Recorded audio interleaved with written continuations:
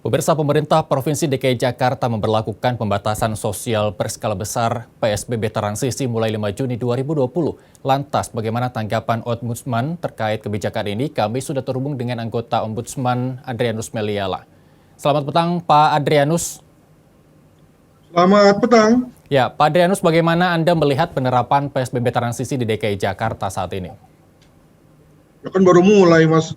Ya, bagaimana mau menilainya? Tapi Paling ya tidak kita berdasarkan PSBB pertama, kedua, dan tiga, apa yang harus diperhatikan untuk penerapan PSBB transisi ke depan, Pak Adrianus?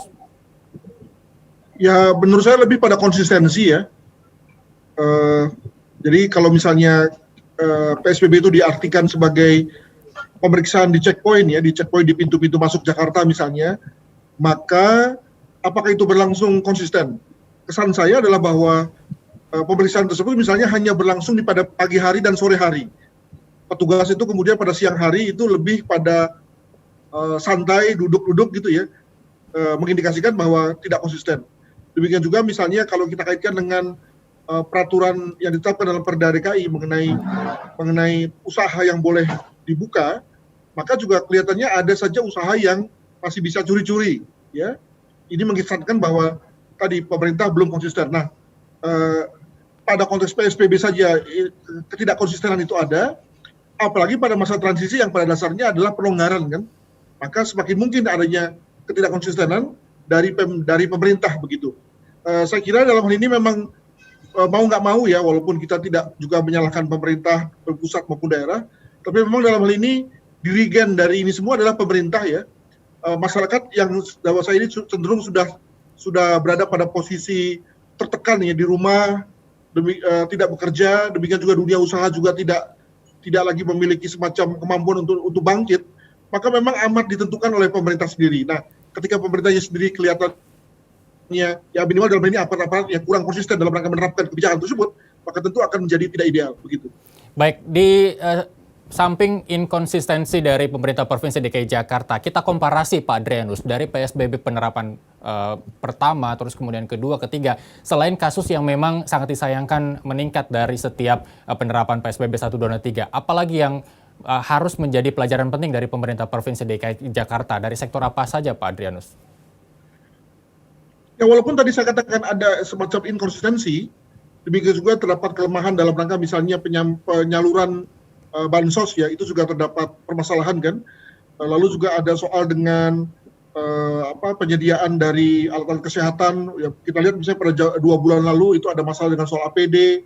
Demikian juga soal ketersediaan tempat tidur yang memiliki kualifikasi ICU, begitu itu juga masih ada soal.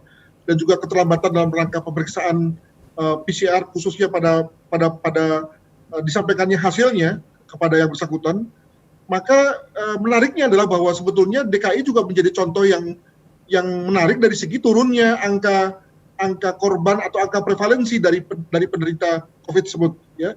Jadi dibandingkan dengan daerah-daerah seperti Jawa Timur misalnya, maka DKI Jaya cenderung untuk melandai, maka turun gitu ya. Itu yang kemudian membuat Pak Gubernur itu membuat satu kebijakan baru yakni PSBB transisi. Nah, apakah situasi yang melandai itu diakibatkan karena kebijakan PSBB-nya itu sendiri? Itu ya saya kira masih pertanyaan besar tuh. Jangan-jangan itu memang juga karena dewasa ini masyarakat Jakarta itu relatif cukup terdidik ya, cukup bisa memahami situasi sehingga kemudian mampu melakukan satu isolasi mandiri yang baik ya, sehingga kemudian secara total pula jumlah masyarakat DKI yang terkena COVID itu kemudian makin menurun dewasa ini gitu. Baik. Pak Adrianus, tolong koreksi kalau saya salah. Saya mengkhawatirkan penerapan PSBB transisi menjadi bumerang keberhasilan PSBB 1, 2, dan 3 terkait juga dengan penambahan kasus positif di DKI Jakarta.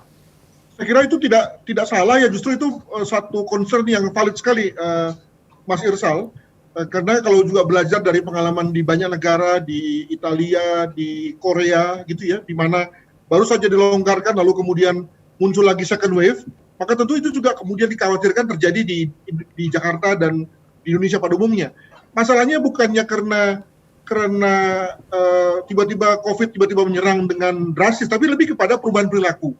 Ya, kita yang tadinya sudah merasa tertekan di rumah, tiap hari pagi sore di rumah, lalu juga dari segi ekonomi juga tertekan, Maka begitu kemudian dilonggarkan sedikit saja, kemudian langsung seperti kita mendapatkan kebebasan luar biasa, cenderung tidak disiplin dalam rangka menjaga jarak dan seterusnya, sehingga kemudian pada saat itulah kita kemudian menjadi target yang lemah. Nah, Baik. ini juga kemudian yang harus diperhatikan oleh Pemda dalam rangka relaksasi ini, begitu. Baik Pak Adrianus, nanti pembicaraan kita masih akan berlanjut, tapi sebelumnya kita akan simak dulu jeda pariwara berikut. Tetaplah bersama kami, pemirsa Nusantara Petang akan kembali sesaat lagi.